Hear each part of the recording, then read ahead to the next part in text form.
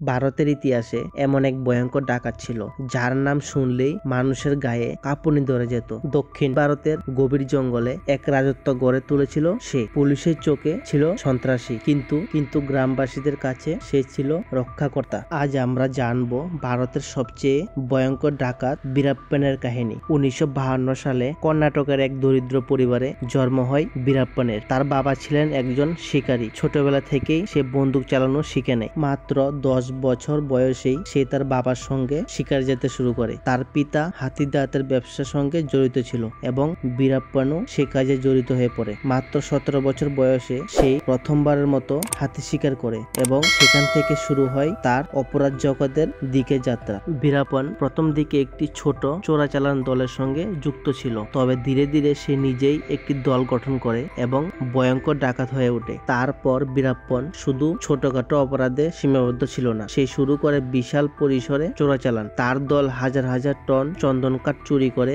বাজারে বিক্রি করত, সেই সঙ্গে হাতির দাঁতের চোরাচালানও করত, যা থেকে প্রচুর অর্থ উপার্জন করত। বীরাপ্পান এই অবৈধ ব্যবসা চালিয়ে যাওয়ার কারণে তার অনেক শত্রু হয়ে গিয়েছিল। তারপর বীরাপ্পান বাধাহীনভাবে চলার জন্য যারা তার পথে আসত তাদের নির্মমভাবে হত্যা করত। পুলিশের একাধিক দল তাকে ধরার চেষ্টা করলেও সে বারবার পালিয়ে যেত, পুলিশের হাতে আসতো না। তাই বীরাপ্পান এখন পর্যন্ত প্রায় 120 জন মানুষকে হত্যা করেছে যারা তার বিরুদ্ধে গিয়ে কথা বলেছিল এবং যারা তার বিরুদ্ধে গিয়েছিল। বীরাপ্পানের অপরাধ বাড়তে থাকে, শুধু ডাকাতি নয়, সে শুরু করে ভয়ঙ্কর সব অপহরণ। তার সবচেয়ে ভয়ঙ্কর অপহরণ ছিল কন্নড় সিনেমার জনপ্রিয় অভিনেতা রাজকুমারকে। সে রাজকুমারকে অপহরণ করে জঙ্গলে বন্দি করে রেখেছিল। ওই অপহরণের ফলে পুরো ভারত জুড়ে আলোড়ন সৃষ্টি হয়। তামিলনাড়ু ও কর্ণাটকের সরকার রাজকুমারকে ছাড়ার জন্য অনেক প্রচেষ্টা চালায়, কিন্তু তারা ব্যর্থ হয়। তারপর বীরাপ্পান সেই সরকারের কাছে তাকে মুক্তি করার জন্য মোটা অঙ্কের টাকা চান। যখন সরকার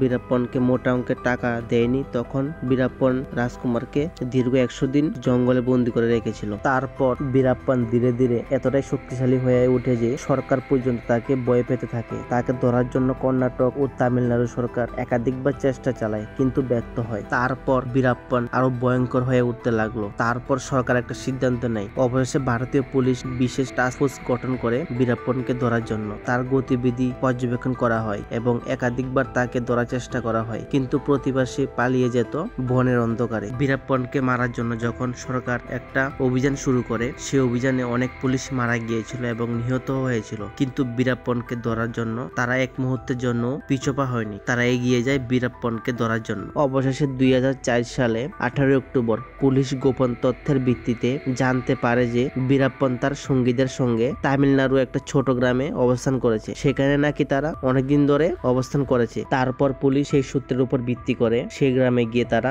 আক্রমণ করে। আক্রমণ করার ফলে বীরাপ্পানের অনেক লোক সেখানে মারা যান এবং পুলিশের কয়েকজন কর্মীও অনেক নিহত হয়েছিল এবং 1-2 জন মারা গিয়েছিল, কিন্তু পুলিশ সেই সময় পিছুপা হয়নি। তখন অনেক গুলাগুলি করার পর এক সময় বীরাপ্পানের বুকের মধ্যে গিয়ে একটা গুলি লাগে। সেই গুলিতে বীরাপ্পানের সেখানে মৃত্যু হয়ে যায়। তারপর প্রায় 40 বছর ধরে চলে আসা সন্ত্রাসের অবসান ঘটে। বন্ধুরা, বীরাপ্পানের জীবন আমাদের শেখায় যে অপরাধের জীবন কখনো সুখের হয় না। সে ধনী হয়েছিল, ভয়ঙ্কর শক্তিশালী হয়েছিল, কিন্তু শেষ পর্যন্ত আইন ও ন্যায়ের কাছে পরাজিত হয়েছিল বীরাপ্পানকে। বন্ধুরা, বীরাপ্পান এই সত্য ঘটনা সম্পর্কে যদি জেনে আপনাদের ভালো লাগে, তাহলে আমার চ্যানেলটিকে সাবস্ক্রাইব করে একটা লাইক দিয়ে দেবেন এবং পাশে থাকা বেল আইকনটি চাপ দিয়ে দেবেন। আবার দেখা হচ্ছে আরেকটা নতুন ভিডিওতে। ততক্ষণের জন্য ভালো থাকবেন, সুস্থ থাকবেন, সতর্ক থাকবেন।